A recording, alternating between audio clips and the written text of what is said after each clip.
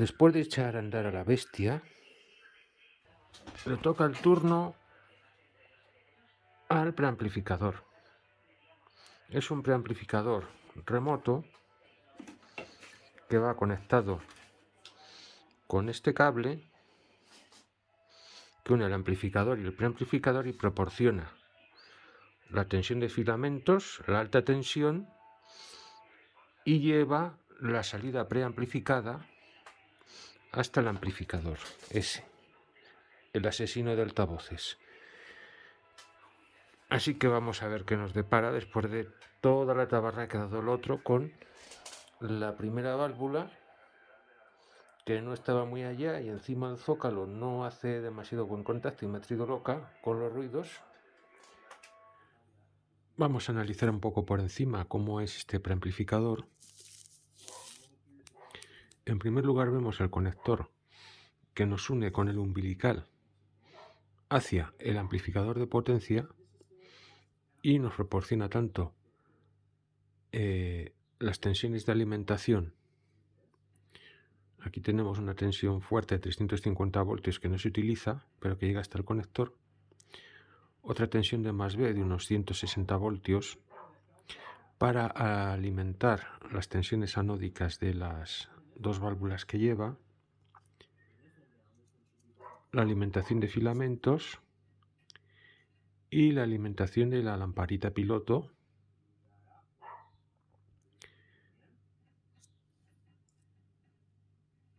Los contactos del potenciómetro del volumen salen fuera por un conector aparte para cortar la alimentación de todo el sistema. Una salida hacia un magnetófono de bobinas para grabar los discos si nos apetece. Y luego nos vamos a este otro lado. Aquí vemos la entrada de magnetófono para poder escuchar un magnetófono en este equipo, que vemos que es una entrada más o menos directa, que llegaría a la reja de la primera válvula de amplificador, que luego es amplificada y llevada a una segunda etapa. Y aquí vemos un control de tonos con su potenciómetro de agudos y de graves.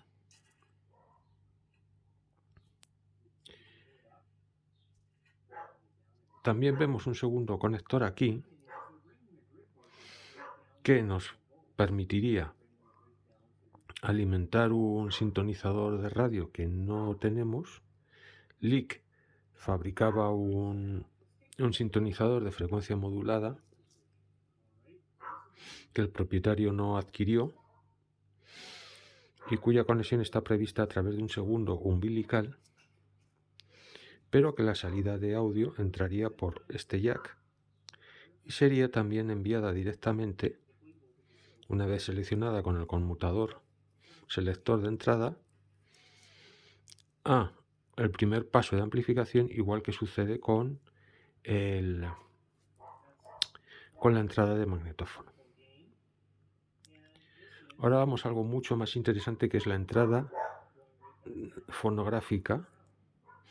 Aquí en este jack vendría la salida del plato giradiscos, y si bien vemos que por un lado es enviada a la reja de la primera etapa de amplificación, también hace otras cosas. Vemos que lleva asociado un segundo circuito del conmutador selector a una serie de redes RC. Estas redes RC son un ecualizador dependiendo de la norma de grabación del disco que vayamos a utilizar. De las que dispone una, dos, tres, cuatro ecualizaciones distintas, marcadas como Brit 79, NART B y HMV,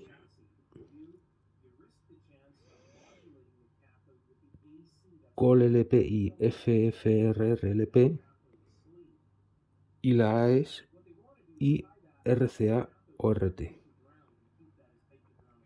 Actualmente ninguna de estos sistemas de ecualización se utilizan, utilizándose actualmente desde hace ya muchos años el estándar que estableció de facto la RIAA.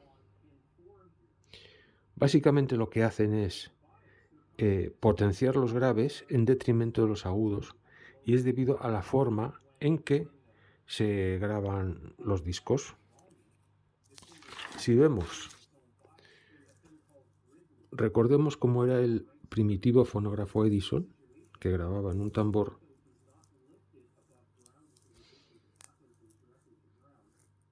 Vemos aquí la bocina con su aguja,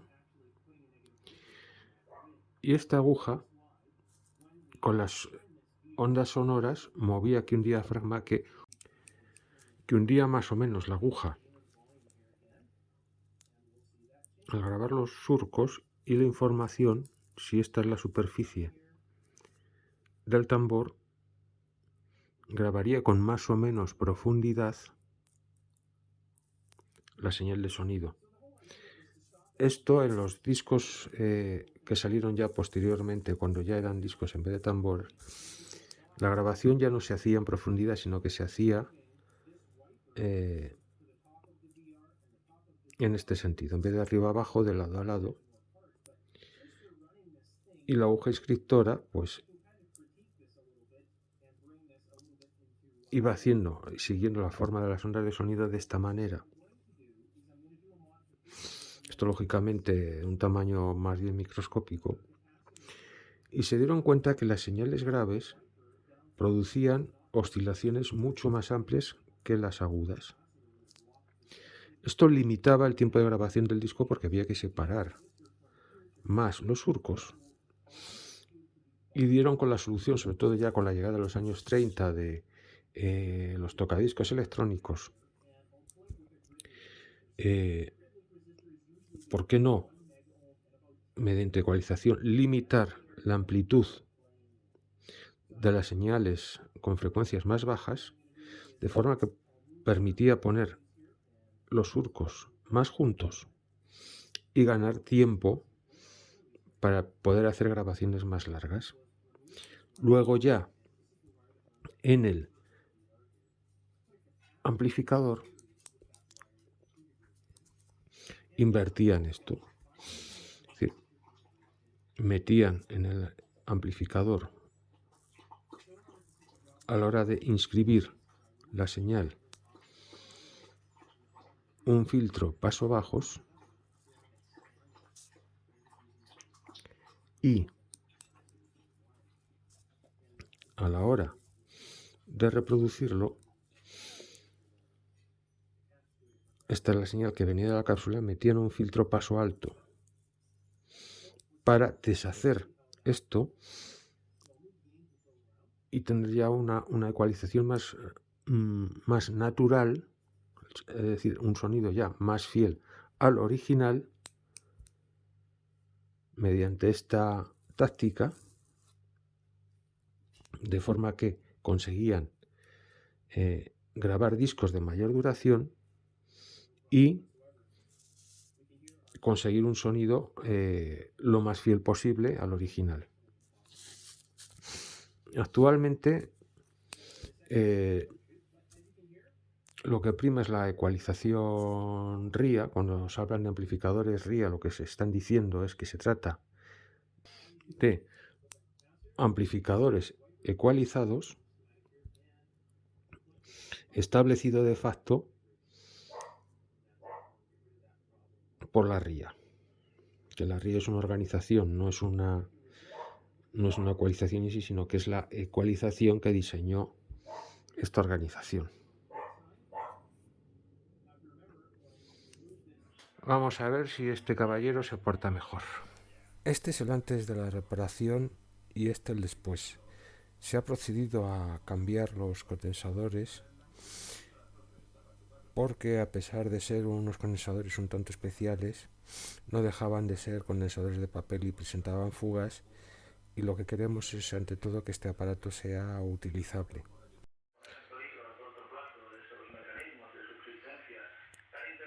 Se han puesto todos los condensadores nuevos. Todos presentaban fugas que, si bien no eran escandalosas, pues no hacen recomendable el uso de este aparato de forma regular, con ese problema de tener en el futuro un cortocircuito. Así que lo hemos cambiado todo para que dure otros 60 años más, a ser posible. Y vamos a ver cuál es el problema de los condensadores fugados. Muchas veces hay que sacrificar la originalidad en favor de la funcionalidad, o incluso, más importante aún, incluso en favor de la integridad del equipo que estamos restaurando, porque estas cosas lo pueden destrozar. Este es un condensador de alta calidad. Por lo que estoy investigando, pues es un condensador en cápsula de aluminio y bañado en aceite. Bañado en aceite y tropicalizado. Es de grado militar. Y venía pues en este amplificador de lujo, que en su momento este condensador era de lo mejor que había en el mercado. Pero claro, el tiempo no pasa en balde, y un condensador con 70 años sigue teniendo 70 años, por muy bueno que fuera en su época. Un condensador ideal no debe dejar pasar la corriente continua. Si tal cosa sucediera, como vemos en este montaje, significa que lo atravesará una corriente que puede ser mayor o menor en función de lo degradado que esté el condensador, que dependiendo de la parte del equipo en el que esté instalado, puede ser más o menos grave. No es lo mismo este condensador haciendo de desacoplo, ayudando al filtrado de más B, que haciendo de condensador interetapas. Hemos preparado este montaje. Es un simple diodo con una resistencia que nos va a valer para medir la equidad de tensión entre estos dos puntos. Es una resistencia de 220 K. Y le vamos a aplicar una tensión. Si el condensador estuviera en perfectas condiciones, al conectar debería haber una subida de tensión y luego una caída rápida. Vamos a llevarlo a una escala más sensible. Hay una caída de tensión de 0,7 voltios. Está pasando una pequeña intensidad por el condensador. Se le están aplicando entre extremos. Vamos a ponerlo aquí en la escala de 200 voltios.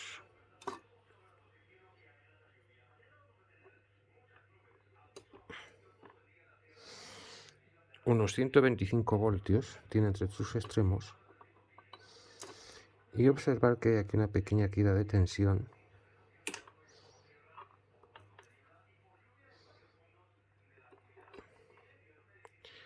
De 0,6 voltios, entre 0,6 y 0,7, que empeorará a medida que subamos la tensión, llegando a 1,2 voltios.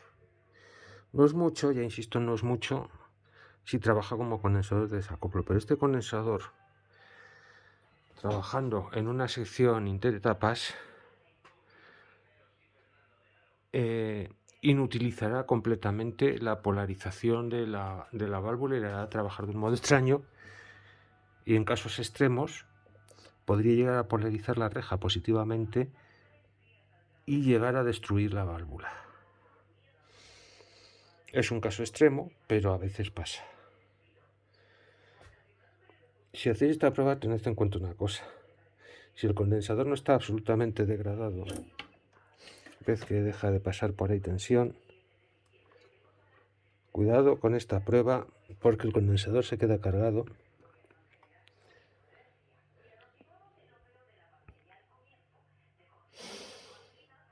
Es decir, este condensador no es de los peores que he visto, pero no está bien. O sea, un condensador nuevo no permitiría paso ninguno de corriente a su través en continua. Vamos a realizar la misma prueba con un condensador nuevo.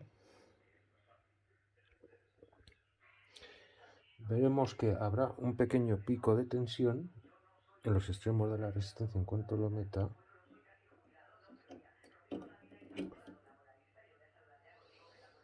Y se ha quedado a cero, literalmente a cero. Este es el comportamiento correcto de un condensador. No puede dejar pasar corriente continua a su través. Vamos a comprobar que es verdad, que esto está en tensión.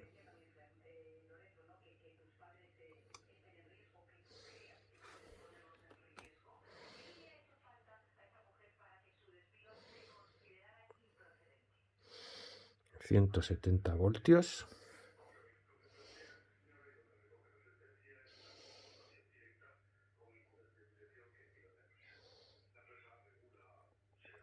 Vamos a cortar la corriente.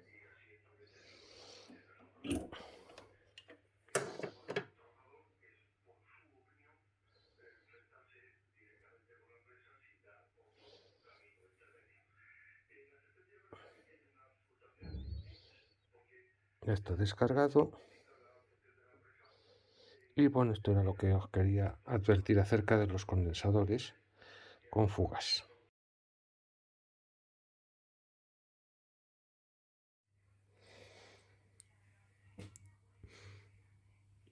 Bueno, vamos a hacer otra pruebecilla. Vamos a ponerlo en modo senoidal.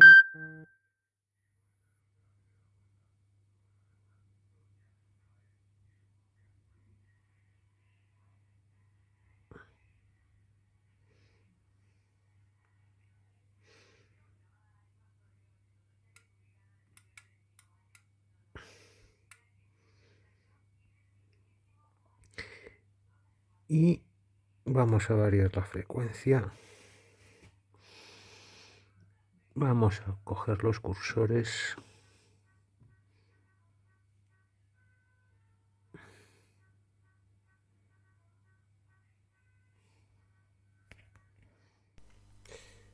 Es importante fijarse en los pequeños detalles.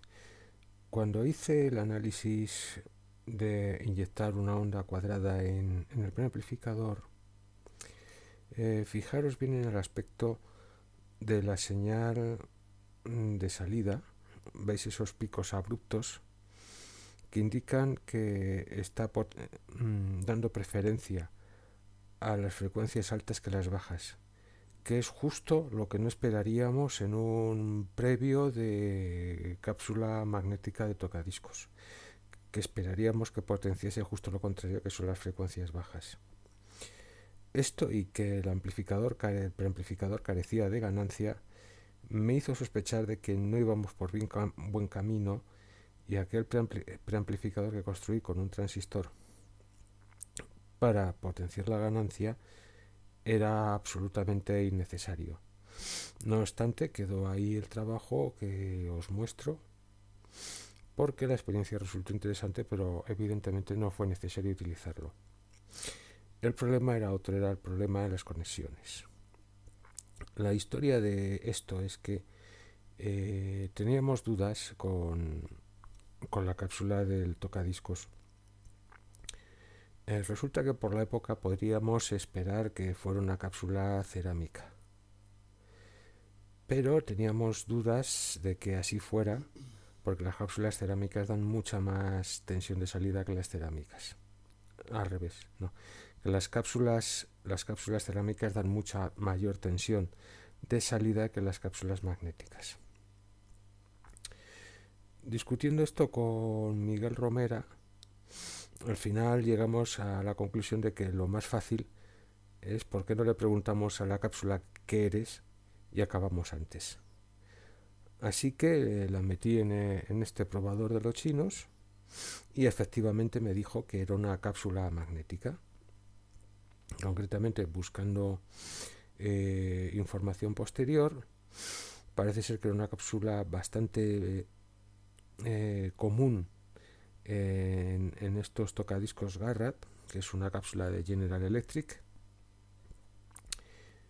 Y Miguel Romera, por su parte, pues le aplicó también el probador de los chinos a una cápsula que tenía por casa y la comparamos, y efectivamente la mejor forma de saber si una cápsula es magnética o es de cristal es preguntárselo directamente a la cápsula. Una cápsula de cristal muestra una capacidad, mientras una cápsula magnética muestra una inductancia, como podemos ver en las fotografías.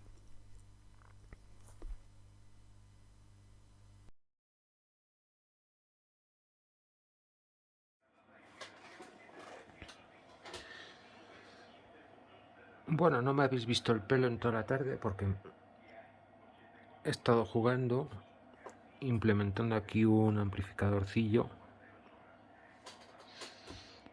He estado de paso probando el osciloscopio nuevo. He visto que tiene sus limitaciones para presentar señales de amplitud muy baja. Me he tenido que ir al que uso habitualmente. He tenido que montar aquí un atenuador en el generador de señal para conseguir aquí unos 140 milivoltios. Este amplificador tiene una ganancia de 10 más o menos. Y vamos a analizar su comportamiento. Parece que tiene una distorsión relativamente baja. Cuando se mete una señal senoidal pura, la transformada de Fourier solamente muestra la onda fundamental. Ahí. Y vamos a pasarle la prueba del algodón, que es meterle una señal cuadrada.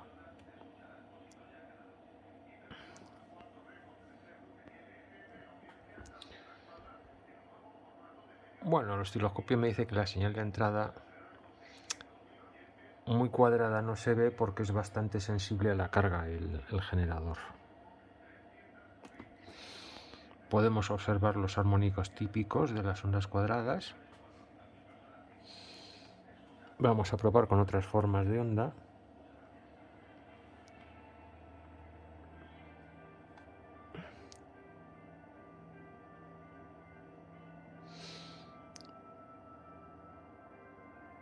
Se ve que tiene problemas con las frecuencias altas. Ahora está a 9500 a 9 kHz. Te muestra una señal más afilada. Ves que se come las puntas de la onda triángulo, además de ver la típica inversión de fase del amplificador en base común, en emisor común. Vamos a ver otra señal. Ves que la respuesta a las frecuencias altas, al ser baja, tiende a comerse la escalerilla, esta señal, más ondas, y nos quedamos con la senoidal. Vamos a cambiar de frecuencia. Vamos a ir bajando la frecuencia hasta 1 kHz.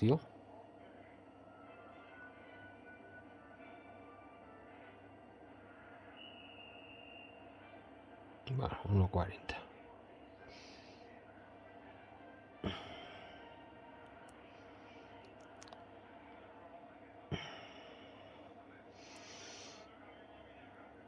Vamos a ver la prueba de la onda cuadrada.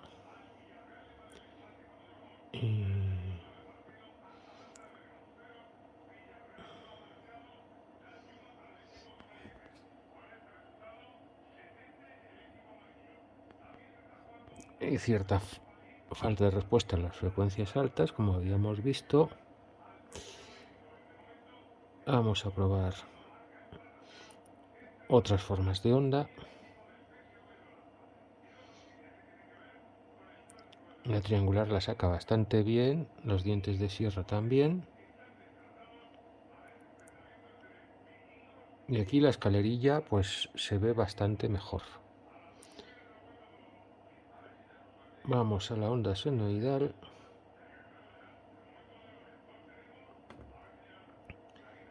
Y vamos a bajar a unos 200 hercios, por ejemplo.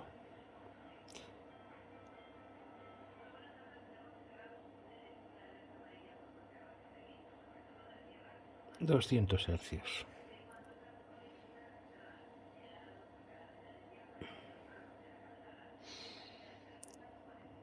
Cambiamos la forma de onda.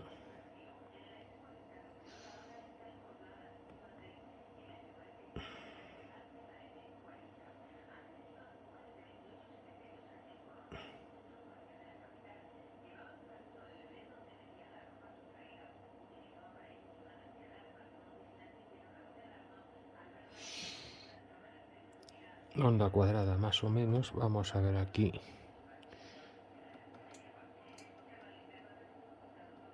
No es esto lo que quiero ver. La entrada, la señal cuadrada de la entrada es bastante aceptable y aquí pues bueno,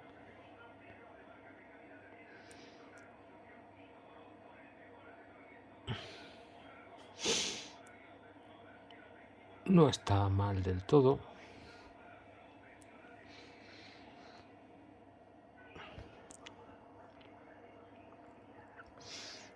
Vamos a cambiar de forma de onda otra vez.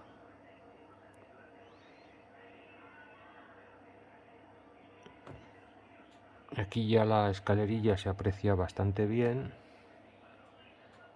Y bueno, esto era lo que os quería enseñar.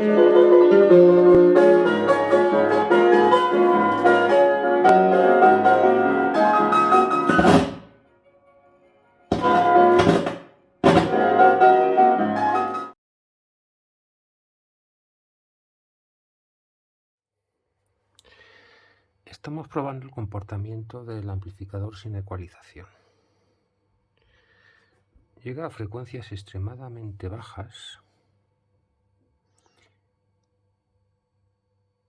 La respuesta en frecuencia no es perfecta. Vamos a cambiar de frecuencia. Okay. Y vamos a ir subiendo.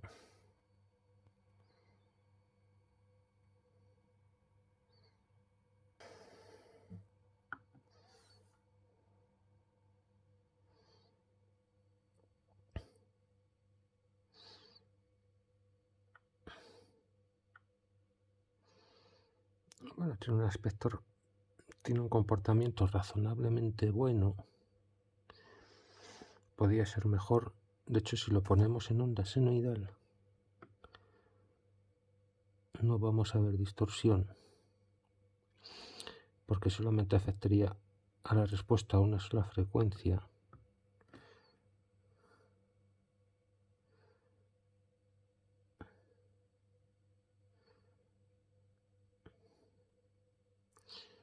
Es que es una senoidal muy buena. 500 hercios.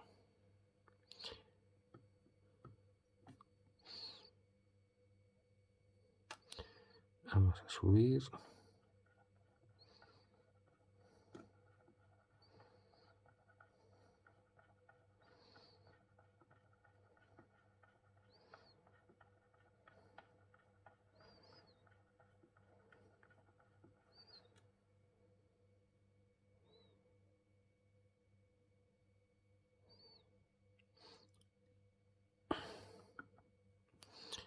Vamos a seguir subiendo.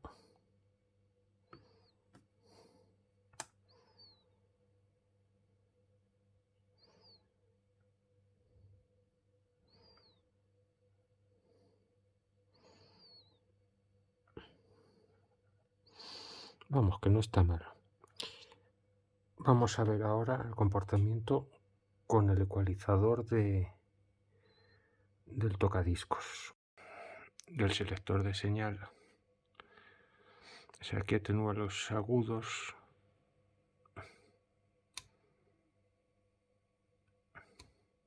Se hace un reforzamiento distinto en cada caso. Ved la distorsión de la onda cuadrada, que es una forma que tenemos de averiguar. Ahora sí que sí. Ved la onda de color azulada en la parte inferior del osciloscopio. Observad cómo el flanco de subida es suave, indicando que se está comiendo las frecuencias altas y está potenciando las frecuencias bajas, que es lo que corresponde al comportamiento de una ecualización de cápsula magnética de tocadiscos. Cómo se comporta realmente el equipo, porque si ponemos una onda senoidal no vemos nada. Estamos poniendo un La.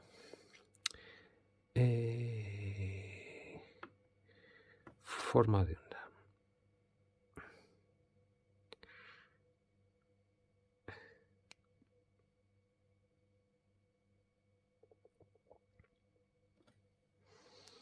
Ves que una onda senoidal, vamos a atenuar aquí.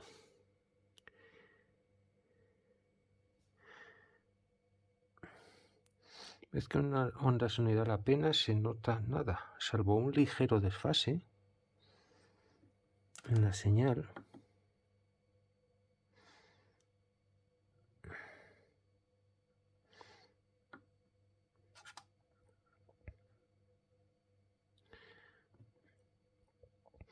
Ves que ambas señales no están en fase.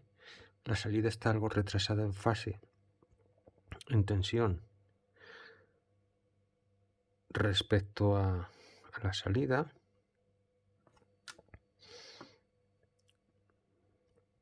Si probamos distintas formas de onda,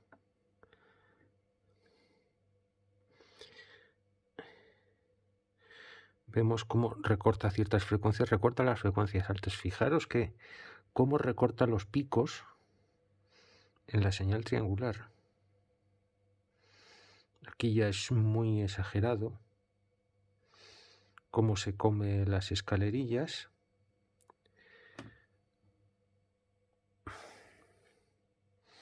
Vamos a ir cambiando de frecuencia.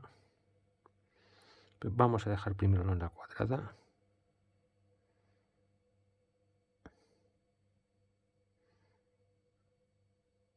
Ahí.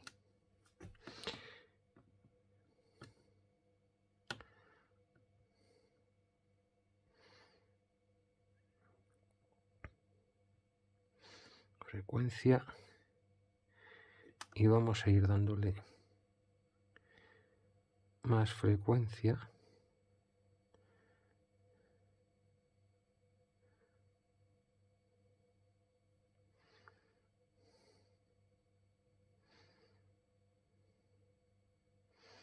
Cambio frecuencias altas.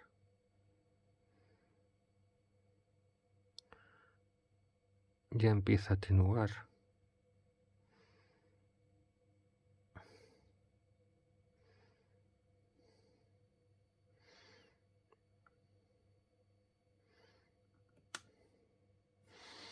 Volvemos a la onda senoidal.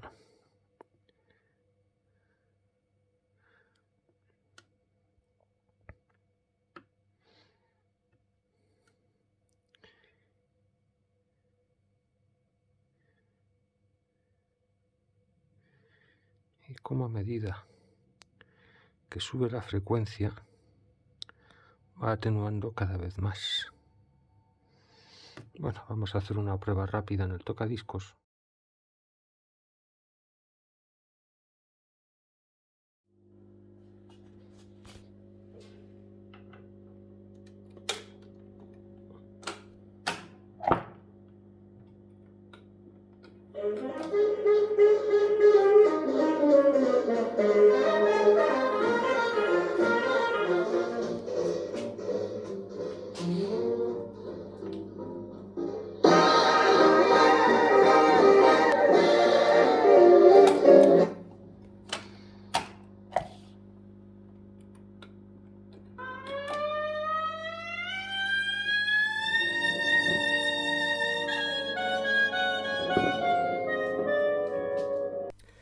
Gracias por vuestra atención y nos vemos en el próximo proyecto.